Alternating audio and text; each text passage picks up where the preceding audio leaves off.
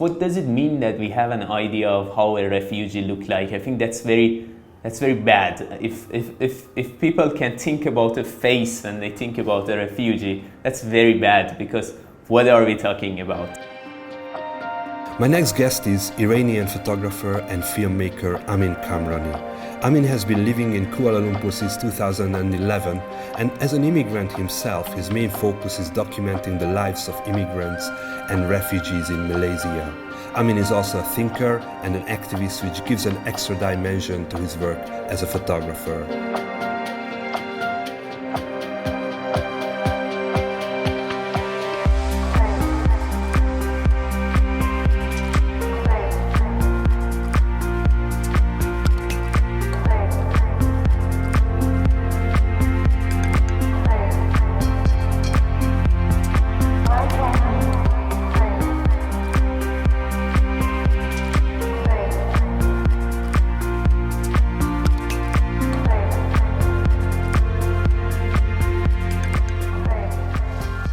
I have had a few workshops of photography, and I always begin my workshop these days with this quote from Abbas Kiarostami, the legendary Iranian filmmaker and photographer, that he says, he famously said that I often notice that people do not notice what is in front of them until it is in a frame. And he gave I watched an interview that once he said they were in this place, and he did an exhibition of the trees in a street, and it was the same street as where the gallery was, and so many people came to see this photo exhibition of Abbas Kiarostami of these trees in that street, while they just came on, like it was just outside. He took the photo just outside of the gallery. So this extreme idea of the magic of frame that Kiarostami had is, I think, what made me. I think it is coming from the very early days of having a camera in my hand, because you are seeing a lot of things, but you choose what to be in your frame, in what angle, and with what amount of light, what amount of exposure, and I think that is powerful in photography, that it is not even in film.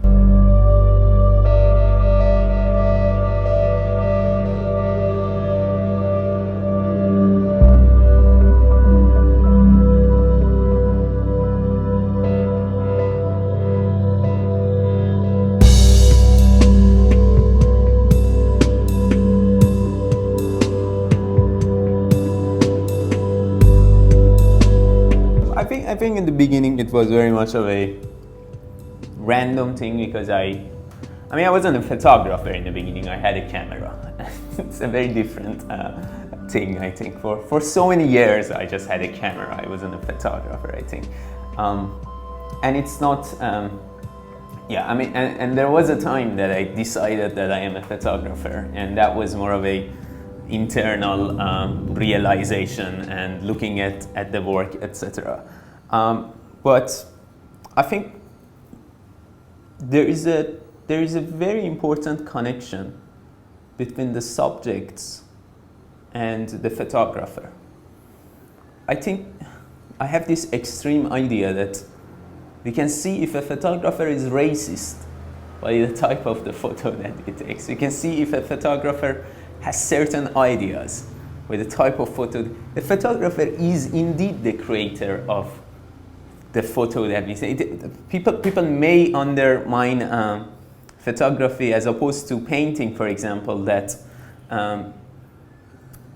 the photographer just go and take something that is out there. But I think photographers too create everything, and even going to the nature and take the photo, even sitting with a person and take their photos, very much reflecting what the photographer is thinking the angles tell us a story, the colors, whether it's color, whether it is black and white, whether how we close the frame, what lens do we choose to go, all of this. When there are a lot of seas in a photographer photo, perhaps he's thinking about migration. There are a lot of things about the sea, for example, itself, and why a photographer is attracted to and is keep looking at these scenes of a sea. What are these waves are to the photographer? And I think those are discoveries that perhaps psychologists can sit and look at a photographer work and then decide and then diagnose them with things. But yeah, I mean, the subjects and us as photographers, I think are there is a relation between that. It's nothing is random if you are a photographer.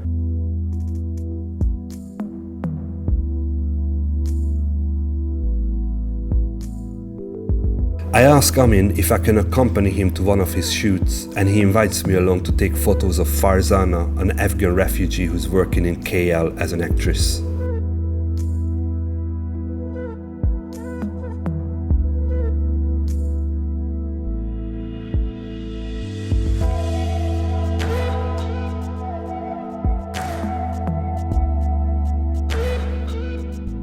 One of the things that perhaps people have noticed in my recent years of working is portraits of refugees, for instance, and that does come from my commitment to this cause that happened in Malaysia specifically.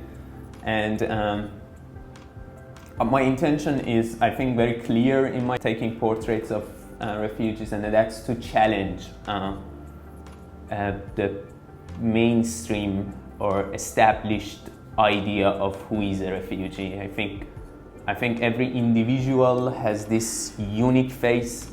I was just thinking the other day that just like how every person has a fingerprint that it is very unique to that person, every person's feature is also that unique. And I think this individuality, this uniqueness of every individual, whether they are refugee, whether they are migrants, whether they are native to a land, is undermined sometimes in press, in media, in forums, in conferences. And we have, what does it mean that we have an idea of how a refugee look like? I think that's very bad. If people can think about a face when they think about a refugee, that's very bad, because what are we talking about? Every person has a face, and they are coming from different places because of the way the world is. And I think this has been the history of the world. It's just that it happens that in this era, people who are forced to migrate or happen to be from these certain places. But this has been something that I think has happened around in the history of the world. So my intention, it's just simple. Show faces of individuals who are not being seen sometimes and not being noticed. So I put them in that frame so that they'll be noticed.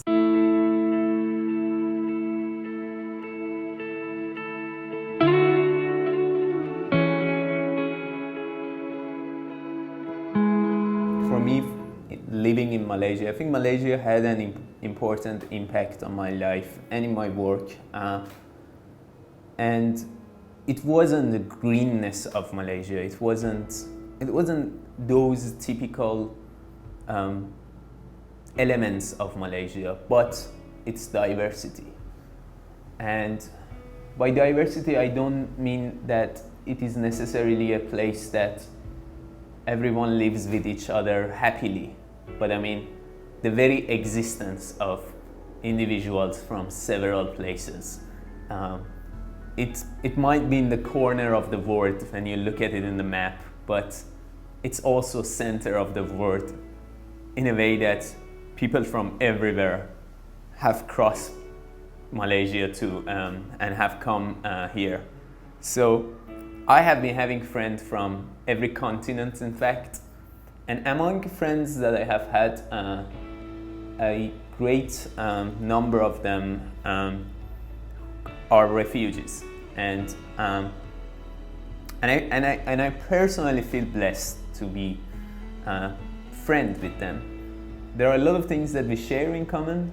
The fact that they are from different countries teach me a lot of things, and it's one of those things that is unique about my life in Malaysia, that if one day I go from here, I think I would greatly miss it.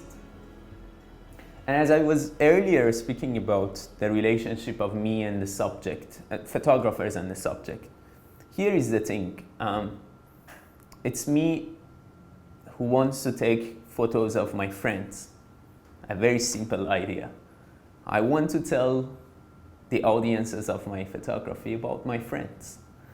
And it has started with just that I think the misrepresentation of refugees in press, in media, in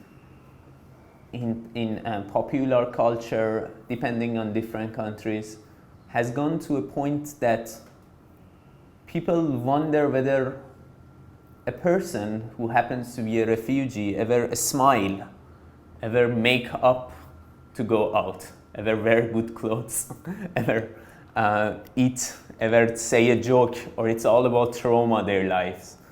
And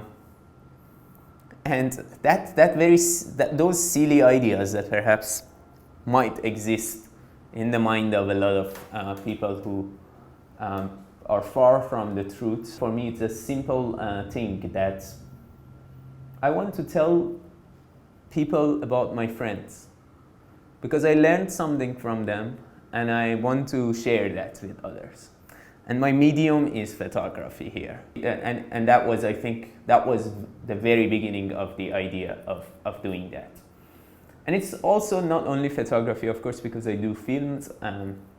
It is also, even with films, I have been thinking of starting things from my own life. And I think, again, perhaps being very much influenced by Kiarostami, one thing that I learned is that I just need to tell my story in whatever work that I do. And my connection with refugees is the reason that I started this. And I've been very happy about that. I do not have a plan of what would be the outcome of the story that I tell, whether it is through photo, writing, video, whatever. It always goes somewhere. And I myself, even if I am the driver of this car that it is going around, I still don't know where I am going, and I am still very curious of every scene that I see on my way in this journey. And I think it's something that I have often realized, that I am blessed that I can live in a place within these communities. There are a lot of great individuals there, and there are stories that I learned from them, a story of resistance, a story of being a displaced person who I myself am considering to be one of, I think I am one of those because of my relationship with my home country and the issues there.